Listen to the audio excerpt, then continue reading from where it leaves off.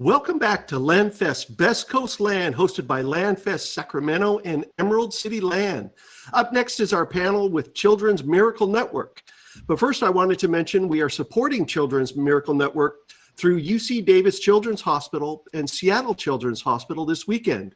Our goal is $4,000 in donations. If you'd like to donate, please go to donate.landfest.com or scroll down if you are watching on Twitch and hit the donate button. Here with me today are Betsy Rand and Michelle Thompson from Children's Miracle Network. Michelle Thompson is the Associate Director, Children's Miracle Network, UC Davis Children's Hospital. And Betsy Rand is the Gift Officer, Children's Miracle Network Hospitals Program, Seattle Children's Hospital. Welcome, both of you. We are very excited to have you. Thank you. It's great to Happy to be here. Yeah. Good deal. Good deal. Michelle, we'll throw the first question at you, and then we'll just kind of rotate back and forth. And the first question we have for today is, tell us about the Children's Miracle Network and how each hospital is involved. Yes, so Children's Miracle Network, there are 170 hospitals throughout United States and Canada, including Puerto Rico, that have Children's Miracle Network hospitals. And what that means is that wherever you fundraise in those territories, that money stays local. So for me, the money comes to UC Davis Children's Hospital. We have a 32 county area that we receive funds for. And so what's great about it is that we're able to fund things throughout the hospital. It's unrestricted dollars, which means that we can fund for the greatest needs. So events like this is very important because it helps our kiddos in the hospital.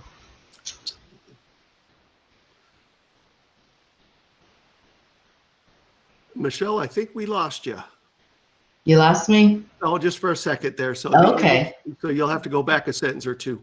Oh, okay. Sorry about that. No. So the funds that we raise through Children's Miracle Network locally for UC Davis, it helps. It's the funds that come in, it's unrestricted funds, which means that we can, we're able to fund for the greatest need for the hospital. But for this event in particular, what we're doing is we're purchasing gaming units throughout the hospital. So it'll be on all floors. We took out all of the old units, and so it's very exciting. And especially if you think about what's going on with COVID and all that, that's exactly what the kids need to pass their time, because it's super boring being in the hospital. And so we appreciate you for doing this for us. Yeah. Very good. Betsy? Yeah. Michelle did a great job of kind of giving an overview of Children's Miracle Network hospitals. So UC Davis, Seattle Children's, and 160 other hospitals are member hospitals. So we have the great benefit and pleasure to work with our community members. So in our roles, working with our corporate partners and with the Extra Life program, so charity gaming, this really, truly is the highlight of our job. We have this fantastic demographic of local volunteers and donors that are like tonight, and throughout the year are year-round raising funds and awareness for our local hospitals. So we're so grateful. And, any funds that are raised through programs like this or events like this really help our hospitals. Our hospital, or any member hospital of Children's Miracle Network, is an uncompensated care hospital. So what that means is that we do not turn any patients away. There is not a single patient that comes through our door where we lead the conversation with, well, how can you pay? So we lead the conversation with, what care do you need? UC Davis is no different than Seattle Children's in that respect. So we are really thrilled to be part of this network and to be able to work with our Extra Life community, our charity gaming community, and then community partners such as Rite Aid and Remax and Walmart and Costco, and the list goes on. Dairy Queen, everybody loves ice cream. So I got to throw that one in there. It was hot in Seattle today, so I was hoping that I would get some ice cream today, but it didn't happen. But anyway, yeah, we're so grateful to have extended family and partners in our community. Absolutely. Absolutely. Well, you mentioned Extra Life, and that's a program inside of the Children's Miracle Network. Can you tell us about it? How can people get involved? What is it, and how can people get involved? Well, what's great about Extra Life is that everyone that's here is already involved. So, Yeah. like you said, Extra Life is a program that's under the Children's Miracle Network umbrella. So you see those iconic balloons that, and actually Betsy and I have Mhm. have Yeah. it on. So a lot of people are familiar with that, but then also there's the Extra Life branding underneath that with, it has the wings and all of that. And that all came Mhm. around a young lady that was, Mhm. her name was Victoria Enman, that was out of Orange, Texas. And what happened was that she was a part of a radiothon. And so the DJ that she was working with, and they had interviewed her, and she helped that hospital raise a ton of money. She loved to game. And so while she was in the hospital, she gamed, and that helped her pass the time away. And there goes Extra Life. That's how it developed. It Yeah. started off small and it just Wow. exploded. So it started off in a smaller community. What happened is all these different gamers started donating items, right? And they had so many items to give to the hospital that they just couldn't take it all. So they thought, okay, let's spread this out for other hospitals. So they spread it out and they thought, wait a minute, this is a thing. We can help several hospitals. And so from there, it actually became a part of the Children's Miracle Network, and it is a full out fundraising, Extra Life gaming fundraiser. So now all of our local hospitals can raise money under that. And when we talk about gaming, that means doesn't mean only streaming. It could be board games. It could be hopscotch. It could be sports. It could be whatever you call a game, it's a game, right? And Mhm. so the premise of Extra Life is it's 24 hours of gaming, right? You all are knocking this out this whole weekend. There's 48 hours of gaming this weekend. So 24 hours of gaming, and what the participants do is they pledge to play games for 24 hours, and then their family, friends, they donate to their page, or donate to them, and then to fulfill that pledge. And so, what's been great about LandFest is that they've been a part of it for many years, at least in the Sacramento region. It's great that we're partnering now. And so now all of you are a part of Extra Life. And so you're helping fund a great need in the hospitals. So that's what Extra Life is and the gist. So what I would like to do is just to say, give out the website. So Extra Life is extra-life.org to find out even more information. They have great videos, they have great resources, they have all of that. So we encourage you to continue fundraising through that program. Wow. So you both are seeing an increased gaming presence in the hospitals with children Mhm. over the We past. really are. In Seattle alone, we have, increased our participants. So we kind of look at a couple metrics. We look at the number of participants. So last year we had 1,100 participants. The year before that it was 1,500. So you have to sign up every year. And so it is just, it's you register and you get information from your local hospital, from me, from Michelle, and then the fundraising. And last year alone, our local Extra Lifers raised over $1.7 million here at Seattle Children's. Yeah, it Wow. was pretty remarkable. It's, I think it's Wow. just the community is so strong. So, like the Absolutely. Landfest community, the Extra Life community, it's really one big one community that um, really focuses on the same kind of mission of really a safe place to be included and to, be a part of something that is, there's no judgment, there's no um it's just all about doing good. It's just doing Absolutely. good, having fun, a safe place to be. And that's what it's all about, and that's what's important, and safe and healthy gaming. So that's just being together. And if anybody, uh I think everybody can relate, this last year was tough. And Yep. so our charity gaming community really rose to the challenge. to kind of say, okay, we're home. Let's play Among Us. Let's play, Jackbox games. Let's play, all these, let's get out our consoles and let's, that community can do so much virtually. So I'll tell you, at least in Seattle, they really rose to the challenge of, the virtual environment was really established and in place and just leveraged. Yeah. Well, it must just put smiles on the kids' faces that Mhm. are in the Mhm. hospitals and able to play games and be out of be Mm. kind of put whatever ailment is in front of them aside for a moment and just be a kid and Mhm. just be able to play and everything like that. Have you seen an impact on the children? Are there, I take it their lives are enriched by Mhm. having this and having a place where they could just be themselves and accepting of all demographics and everything like that. It must be just fantastic, for especially during COVID, for people that can't visit or there were limitations on that. Have you noticed a huge impact in the hospital and in a positive way? Michelle, do you want to answer that? I have an answer to that. If I can, do you want me to start? No, Sure. go ahead, and Is then I can follow up. my answer to that is, I think in the community, yes, the impact is, I think, more than anything, awareness. So the funds don't go to create the awareness, the funds go to treat the patients. And what I will tell you is Got that it. right now, as we speak, in our inpatient unit, we have 274 patients that are in our hospital right now. And we have 34 that are in our PBMU, which is our mental health support services.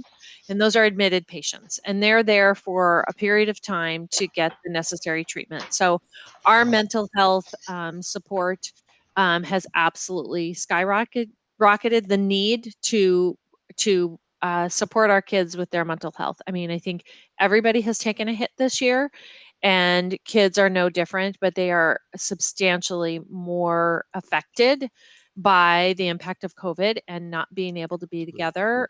Michelle and I have been talking about this a little bit, that um, we, even just in the hospital, patients can't have their entire family like they used to be able to pre-COVID. So we've put, restrict every hospital, regardless of whether or not it's a children's hospital or not, is the limit on the number of visitors really has is cause for concern. So you've got a kid that can't have mom and dad there and can't have the caregivers, can't have their sibling by their side, one person at a time. We only recently were able to lift that, but each, state has different restrictions. So Absolutely. that would be how I would answer your question, Dan, to regarding the impact that it's had. Absolutely, the financial needs are substantial. Um, Got it. I, I I can't remember exactly, but let's just say inpatient, to admit a child inpatient for a period of time. Oh, I have this statistic, but it's $40,000. So let's say it's that for a month Wow. of being admitted, $40,000 to have a patient um, admitted to the hospital because they are at risk of harm to themselves, harm to others, and it's serious. You don't get Yeah, admitted just because you had a bad day. exactly. So that's my impact response to impact, and I can go on and on, but Michelle, maybe Absolutely. you can talk a little bit about You impact bet. and our current state Yeah. and even the Well, funds. Well, I mean, it's kind of the same as what you're saying as far as the impact. The other thing I just wanted to add is because of COVID, that there's a lot of our families that, the kids, they can't leave out into the common areas. So before, especially for the younger kids, we have this playroom that's Mhm. open every day. They can't go in there at all. It's been locked for a year now. So could you imagine that? So now Imagine. everything has to be Oh, in their room. They can't move around. They can't walk down the aisles. They have to really stay in their room. So now it's like, what are Mhm. those type of things? What do we do? So the child life staff is stretched, right? So they're trying to go and meet the needs. And we used to have art therapy, music therapy, all these Yes. therapies that before everyone could do it together. So they had to be creative, right? So they have to figure out like using Zoom or those type of Mhm. features. They have bingo games with the kids and give out prizes. And it just takes the Child Life staff just a little bit longer to be able to get to the kids because that's a part of their healing too, and the part of their stay while they're there. And it's very tragic for some of the kids why they're there. You know, we have several different levels of care, but the Child Life staff is the glue for them, and that's what they talk about the most. Of course, they love the doctors, they love the nurses, but the Child Life, that's where it's at, right, for them. And so that's the impact. When I talk and I meet with the Child Life staff, you know, they talk about just the wear and tear that they feel, but they feel it's necessary that they have to get to all these rooms and treat each patient like as if they are in isolation. And so that has been a heavy impact. But like I said, our Child Life, that's what they're there for. That's what they're there to support. And they still love it. They love the kids, they love the jobs, and they love what they do. But it's difficult. You know, you can't imagine. Absolutely. Absolutely. What would you both like people to know about the Children's Miracle Network? I'll start. The Children's Miracle Network has been in existence for over 30 years. Here in Seattle, the first funds were raised, 30 years ago, and the national partners have committed, so many of them have committed for so many years to continue. They can't imagine their corporate social responsibility focus not being something other than what we do. And that just says that we do. I would say that Michelle and I are two representatives of the entire network that do a fantastic job. I'm just going to toot our own horn simply because we've been in our jobs for a while. It's because we love it, and because we get so much back from the stories. So we will stop by and visit a partner, or we will be, side by side with people like yourself, Dan, and those who are watching. And, people stop us in our tracks and tell their stories. And they say, if it weren't for Seattle Children's, I wouldn't be here. If it weren't for Seattle Children's, my child wouldn't be living a full life. If it weren't for Seattle Children's, my child wouldn't be the physician or curing cancer today. Because a lot of these kids see this profession firsthand, and how it has absolutely changed what, the value of their life. And this is where they get their drive and enthusiasm to take it, on and be a part of the cures. And so I think those are pretty remarkable stories. So that's what keeps me going. I mean, is we sit there at the network, we get to see each other pre-COVID a couple times a year. Michelle and I do, along with the rest of the network. And we stay up late, we get up early, and we do a lot of storytelling, and we walk away really energized and eager to get back to our homes, to our communities, and do the work and get on the street and do our visits and make a difference. So it's really energizing, and it's necessary. It's essential. I mean, I can't imagine. I have kids, but I can't imagine living in a community that doesn't have pediatric support services. Because you just don't know when you're going to get the call that your child or your nephew or your niece or your neighbor needs the care. Absolutely. Absolutely. I agree. And I forgot what the original question is, but just like kind of tagging along with what you said, Betsy, just about not having pediatric services in your community. Well, a lot of Northern California is just a straight rural area, right? We cover a large area, right? We're considered a large market. And so a lot of the territory that we cover, there's a community hospital, but there isn't anything specific to kids. And so what happens is, so a lot of kids throughout Northern California, and for some of those of you that are in California, when you think about like past Redding and Shasta and all those areas that are, there's just not a lot of population there. What happens is they come to our hospital because we are the closest level 1 hospital. When I say level 1, I mean that we offer all services 24 hours, right? Absolutely. So there's like over 30 specialty areas. That's what how the hospitals are by level of acuity, but they come to our hospital for that. And those are the ones that are furthest away, I have to say, that really truly understand the pediatric services, and they understand the importance of it because they know that they need this in their community. And so just because we're level one, yes, not all hospitals can be level one, but we work with a lot of community hospitals. So for us, when we work with those areas out at Yuba City, which is not that far out, Chico, Redding, all those places, we work with those community hospitals. Those kids are flighted out to our hospital. And what's so great about it, that we are a Children's Miracle Network hospital, so we're able to provide care. We don't turn kids away like Betsy had talked about earlier. They come, it's your care first. And then secondarily, we worry about that. Life is so much more important than a dollar. Absolutely. It really is.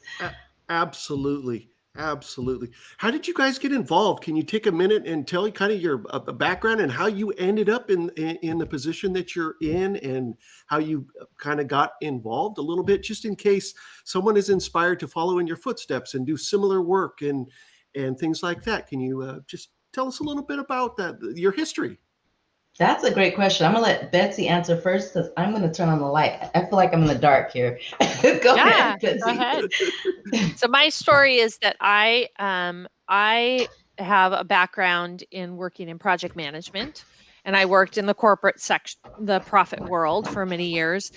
But on the side, in my free time that I had when I was, going through life and working, and then started family, got married, started family, all that, I started volunteering for my local children's hospital, which was Seattle Children's. My mom was a candy striper years and years ago. So she worked at our local hospital as a volunteer. So I always kind of had that under my belt, and I saw that and helped a little bit.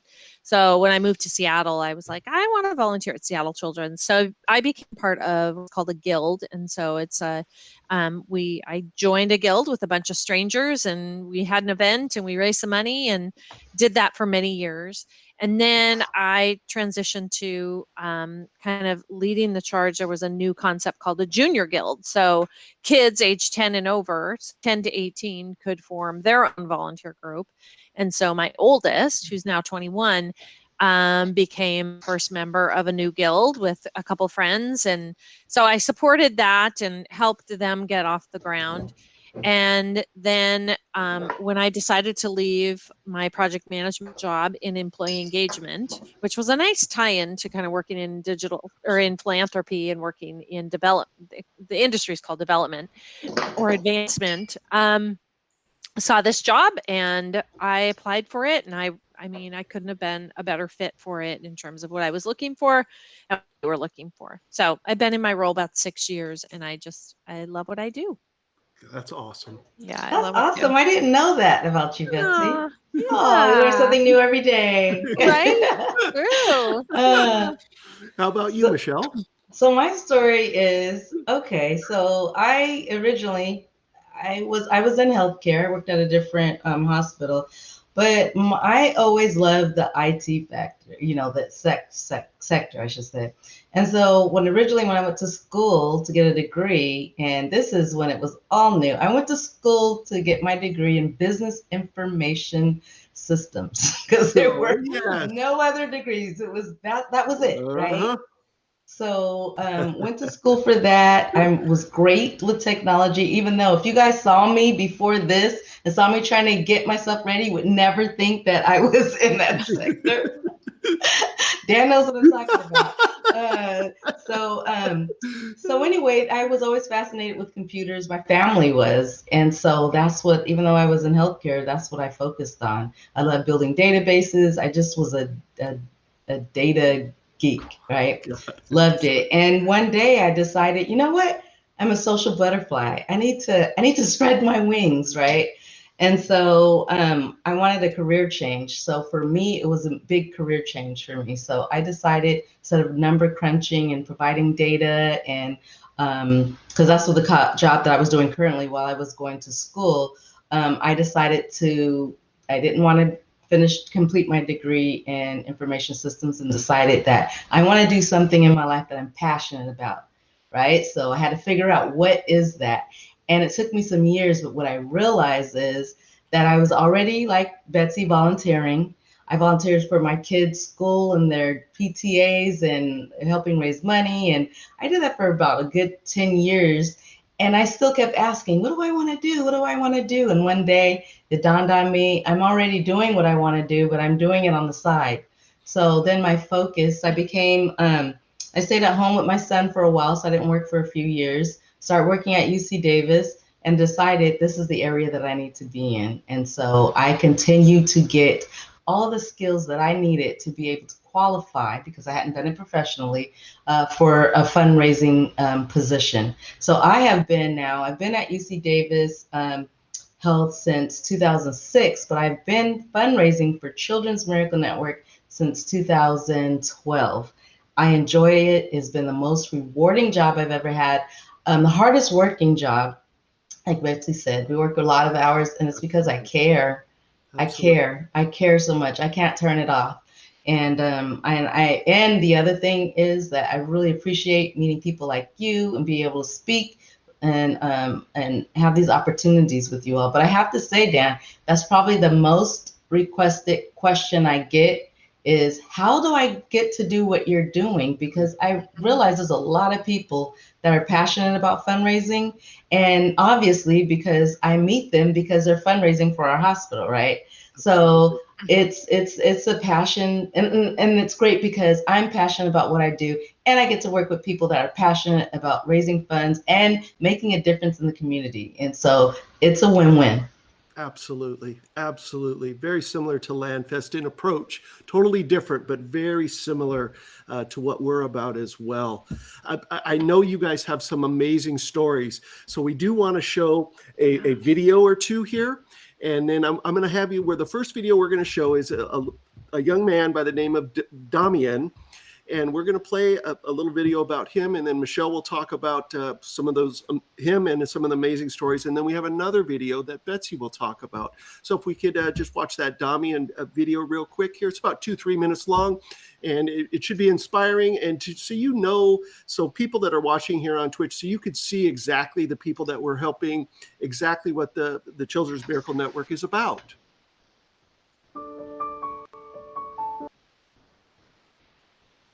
So the first video we have up here is Damian.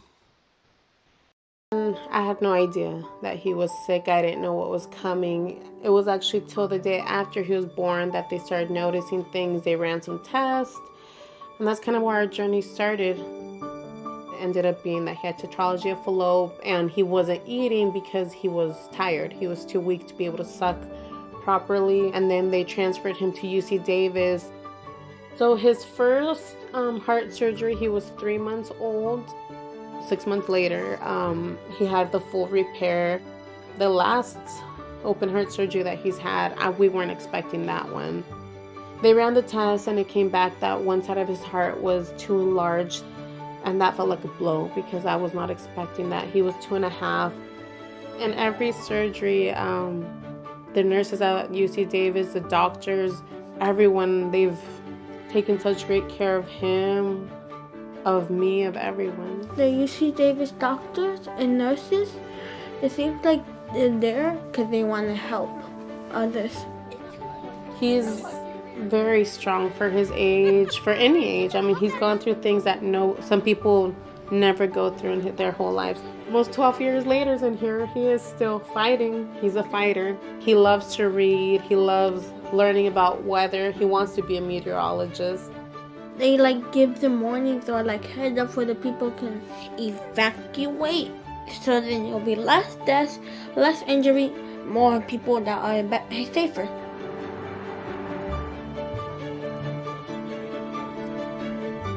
Well, we heard Damian's story and that he wanted to be a meteorologist. It was a no-brainer to have him here at Fox 40 and give him a shot to stand in the green screen and talk about the weather.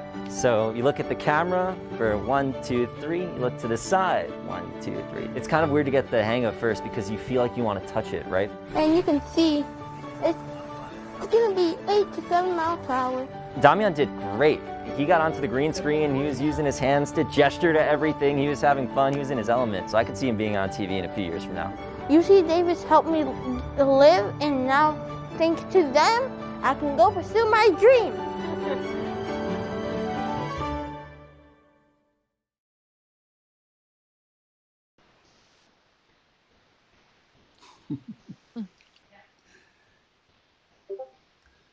Michelle, That is what so awesome, right?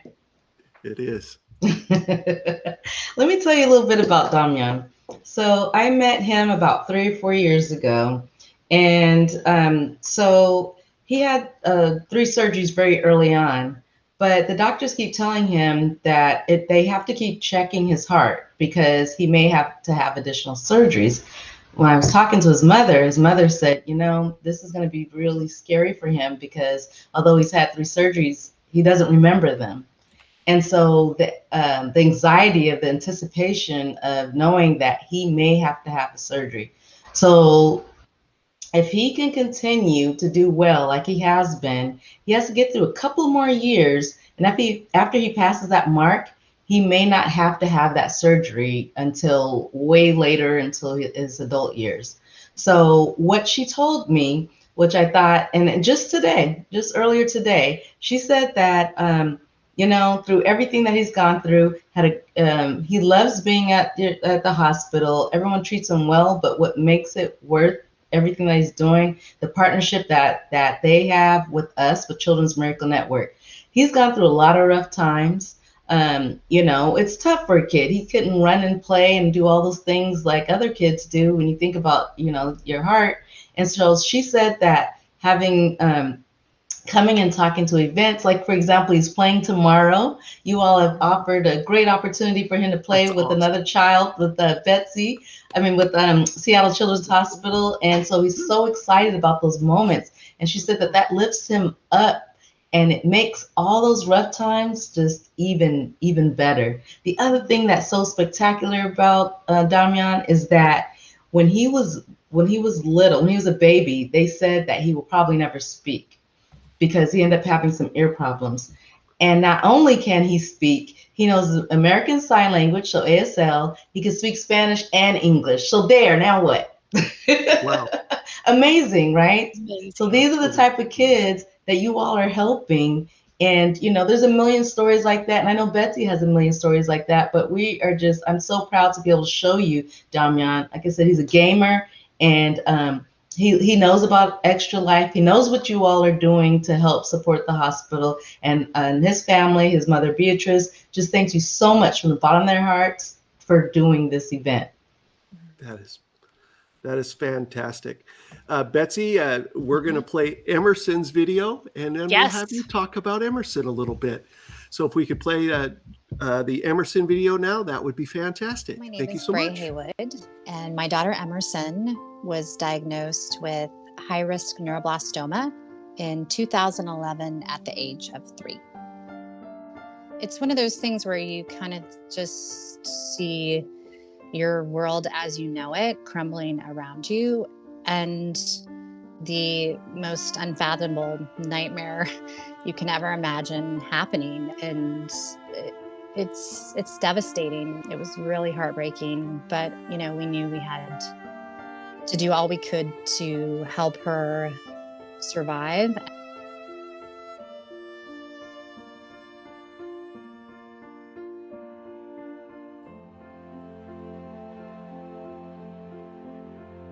Well, Emerson is now 13. She is very funny and she's a little sassy, but I think that helps make her a survivor. But with all the harsh treatments of chemo and radiation comes all the side effects.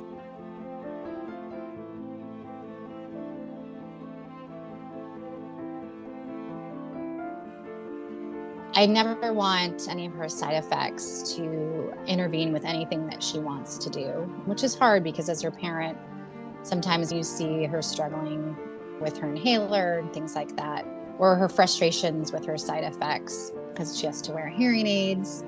And so I think that that's important for us to realize, whether it's physical health or mental health. These kids have been changed, not only from their cancer diagnosis, but from the treatment that they had to endure to survive. I think that we know this world now. You know the families that make it through their journeys, and you know the families that don't. So you can't really walk completely away. Like, you somehow need to stay connected. So I started my work fundraising and creating awareness around the need for cancer care and research. And I say yes to Seattle Children's because I think there's no better place to receive care and treatment for cancer diagnosis, and because their values are in line with what we all want as parents, to have the best care and cures and hope for our future.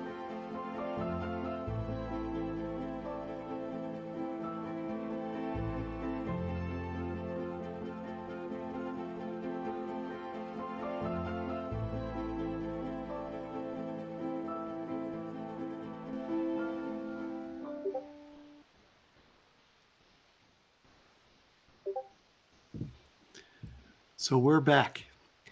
Mhm. Betsy, what can you tell us Yeah. about Emerson? And Oh, powerful. Emerson. Yeah, she has, she is a success story. She is 13 and she is, she is one of many cancer patients who you saw statistically that 95% of cancer patients, it's not necessarily the cancer that, and her mom Bray talks about this, that is so traumatic, but living a full and rich life post cancer and in remission, there are all the side effects. So she has her hearing aids. She has um, difficulty with a lot of things that kids struggle with. So, but she is a fighter, and she is here to tell her story and share her story. I'm always amazed at patients that are and the families that share their story. That's a very vulnerable thing to do, is to kind of put yourself out there. And it's really important for our work to have families be willing to kind of um, go through the motions with us and kind of go back through the life and relive their life. For Bray and Emerson and their family, it was 10 years ago. And it is Bray talks about this, that it will always be a part of their life. And now Bray is raising money for the hospital too in her job, and Emerson is telling her story and she's thriving. So, cancer immunotherapy is a big focus for us at our research institute, and curing cancer. So a lot of hospitals are doing that across the United States and really working to eliminate cancer and give hope to children and families. So You know, Emerson is one pretty remarkable. One of the Yeah. things, Betsy, that I always, and I saw in this video, and I know to be true, is that the side effects from their treatment, especially kids that are younger. And I never knew until I was in this job that the long-term effects that they have from the I chemo know, treatments. right? And, so it's not, it's not only the battle of cancer and getting through it, it's the after effects that sometimes and most often stay with them for the rest of their lives. And that's the part that really just gets me. And when I was watching that, I thought, it's just unfortunate that she'll have a rough road ahead of her. But again, it's thankful to organizations like what we have here with Children's Miracle Network, and donating to help these patients live a longer life, because kids are living longer now through these treatments. You think 20, 30 years ago, they weren't living as young, as adults like they are now. So now we're seeing the effects of children to childhood cancer and living it as an adult. And that's a whole nother can of worms, or a whole nother story. But it just, it makes me think about just how strong, and Dan, we were talking earlier, just about how strong kids are. And, and the things that, the same things that we go through as adults, they're going through as kids, but it just seems like they handle it sometimes a little bit better, and they just get through it. So anyway, I just wanted to comment when I saw that, Betsy, when I was looking at the video. It's just like, gosh, those long-term effects, she's getting through it now, and she will get through it, and she's strong, and she's a beautiful young lady. It's just that, it's a continuous battle. And I think it's important to know that, because we all know someone with cancer, and you say, oh, are you done? Or are you done with chemotherapy? Are you done with radiation? Have you reached 5 years? That's always a milestone I think about. Are you done? Is it over? And for those that we know and love who are suffering through either adolescent or childhood cancer or adult cancer, it's a part of you forever. Absolutely. And can you talk a little bit more? Oh, sorry.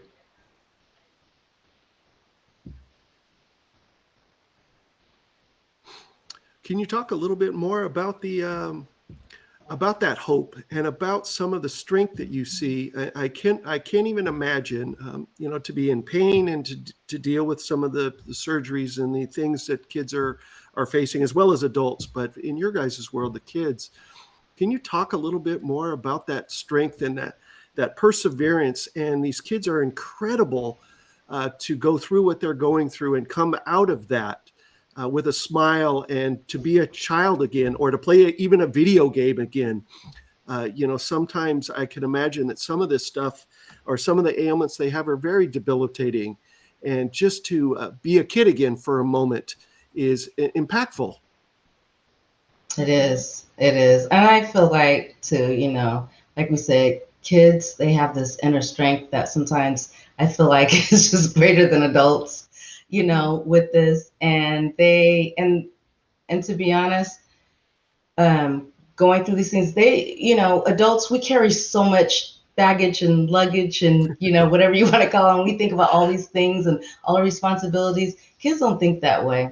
They want to play, they want to be interactive, so their minds, I feel like, are focused on other things. There's another patient that I have met her when she was 11 years old. She's 21 years old now. And we have a great friendship and relationship. And so she's actually 3 times cancer survivor, right? She actually didn't even know she had cancer. She went in because she had ended up having H1N1. So you remember that? And she had this rare mass in her chest that typically only, I guess, that males would have in their 40s to 50-year-olds, right? She has this rare disease. So she goes in, she finds out that she has this, and she is I'm telling you, the most strongest individual that I have ever met. She keeps going, and through all those battles and just think about her mom and her siblings that have to go through all of this. They go through, you know what they talk about? And every time I talk about them, how much money can I raise for UC Davis Children's Hospital because they took care of me, right? That's what they think. They're not thinking about, oh, how are we going to get to the next day, or, oh, all these things that I feel like I would, They don't think about those things always. I feel like they're the strongest individuals. They also grow up pretty fast because they've been around doctors. They hear all these this technical terms that, for me, sometimes some of them, I don't even know what they're talking about. It's like, okay, I raise money. I'm not sure what all these technical terms you're talking about, but okay, yeah, I get it, but they're just great, and they're just great to work with, they really are, and I enjoy working with the kids over the years. What about you, Betsy? Well, you asked about kind of what the hope for our patients, and what keeps us going, and what keeps our patients, from, the inspiration we get. I just want to kind of look at our demographics right now at Seattle Children's. I think it's, it's real, and it's right now what's happening. So right now we have 274 patients in the hospital. We have 34 who are in PBMU, so that's our psychology and mental health unit. Yeah. Then we have 76 that are in ICU at this moment. Wow. We have 24% of them are under age 2. The majority, 38%, are 10 to 18-year-olds. And we have our payer mix. So this is when we get into fundraising and what the needs of our patients are, is 48% have traditional insurance. So like you might have it from your employer, their mom or dad, or uh, their parent might work for a company that has, substantially good insurance for every day. But then you end up with a life-threatening illness and you need to leverage, beyond that, or you max out on your deductible and you don't have the out-of-pocket to cover that. So we have 48% have traditional insurance, but 44% are on Medicaid. So we need, we need to support them, and we need to, leverage our community to help support these kids that are here, and regardless of their ability to pay. And it's complex. It's very complex. We right now, our mental health admissions are number one, then cancer. And we're doing a lot in neuro right now and a lot with our autism center. So we have patients, if we can get those families services when they're young. So you've got a family that is, something's not right. So they make an appointment and are on a long wait list with our autism center. And suddenly they have a child that is on the autism spectrum disorder, has a autism spectrum disorder, ASD, and you then got to start on a 12-week program of intervention. We call it early intervention, and get them the help. And so much of what the EI, early intervention, for those families is not covered by traditional insurance. So we need to work on that. We need to do better for our kids and help these kids. And autism is growing, and the need to support these families is substantial, and our wait list is a mile long. So we have a lot going on. I mean, I could tell you more, but we have a lot going on at Seattle Children's right now. We're moving our autism center. It's growing. The need is there, and our Extra Life funds, a large portion, half of our Extra Life funds support our autism center. So that's an important thing. So lots of That's growth, awesome. but it's because the community needs it. So Absolutely. yeah. So again, how on the stream, Michelle, you provided a website a little bit ago that people could go to. Can you give that one more time to us, please? Oh, yeah. So for Extra Life, it is extra-life.org. And so you can help kids in the community in the Sacramento region and also the Seattle region, but you can help anyone throughout the country. Like I said, there's 170 hospitals that are part of Children's Miracle Network. You have the option of choosing, but we would hope that you would choose Seattle Children's Hospital, UC Davis Children's Hospital, Absolutely. and you know exactly where it's going, and the kids need it. Absolutely. Absolutely. Well, we're coming right up on 1 hour, guys. So I do want to spend a few minutes saying, please bounce down in that Twitch channel and hit that donate button. Go to landfest.com and you could donate there as well. I want to thank you guys so much, Michelle, you and Betsy, for being here with us today. The work you guys are doing is incredible, inspiring, and well needed, and to support families and children and to be open to everybody that comes in. I really like the idea that your hospitals don't turn anybody away, and you care for the kids, and you're both very passionate about what you do, just sort of like what we have going on here at Landfest. It is just absolutely inspiring. So we hope to get you guys that $4,000 donation goal that we have. And hopefully it just adds to what we have. And if people can get involved and help both of you and your hospitals and kids out, is just incredible. And so I'm just grateful. We're grateful to have you guys as a part of the event and who we're raising funds for. And it's just been fantastic. So I thank you guys so much for being here. We appreciate you. We do, absolutely. Thank you. And you guys, create a safe place for your community to have fun, and we are all about that. So thank you so much for having us. You betcha. I just want to, in closing here, we just want to thank you everybody for watching the Children's Miracle Network panel. Thank you for helping us support UC Davis Children's Hospital and Seattle Children's Hospital this weekend. If you'd like to donate, please go to donate.landfest.com. Thanks again for everybody being here. We do have some upcoming events coming up. We have a Valorant tournament coming up in April 27th to 28th, LAN All Nights, the LAN Wars in person and online in Dallas, May 14 through 16, and Infernal LAN Mayhem online LAN May 28th and 30th. Betsy and Michelle, we thank you again for taking your time, and we wish you the best of luck in this evening and in future endeavors. And we look forward to maybe doing this again. Oh, we'd Yes, love it. we will. Not Count maybe, us we in. will. We Count will. us Count us in. in. Yeah. Thank you for Thank having you. us. Happy gaming. Thank Yeah. you. Have a great weekend. All right. Have a good weekend. All right. Thank Bye-bye. you.